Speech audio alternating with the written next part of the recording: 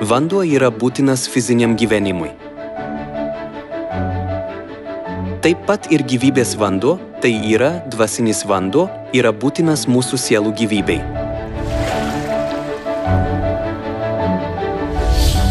Tada, kas mums duos gyvybės vandenį šiame amžiuje?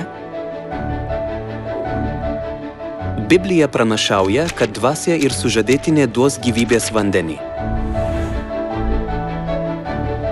Ir dvasia ir sužadėtinė kviečia, Džai, ateik.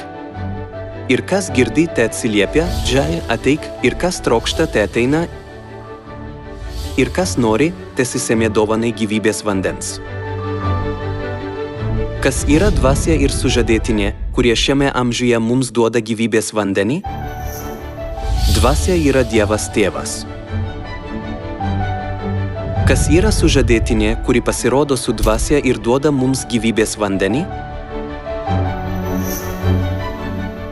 Eikš, parodysiu tau jaunąją avinėlio sužadėtinę. Ir parodė man šventąjį miestą Jeruzalę, nužengiančią iš dangaus. Biblija mus moko, kad nuotaka yra avinėlio žmona, dangiškoji Jeruzalė. Kam atstovauja dangiškoji Jeruzalė? Bet aukštybių Jeruzalė laisva ir ji yra mūsų motina.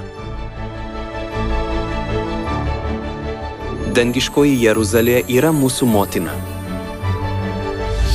Kitaip tariant, Dievas motina šiame amžiuje pasirodo kaip dvasios sužadėtinė.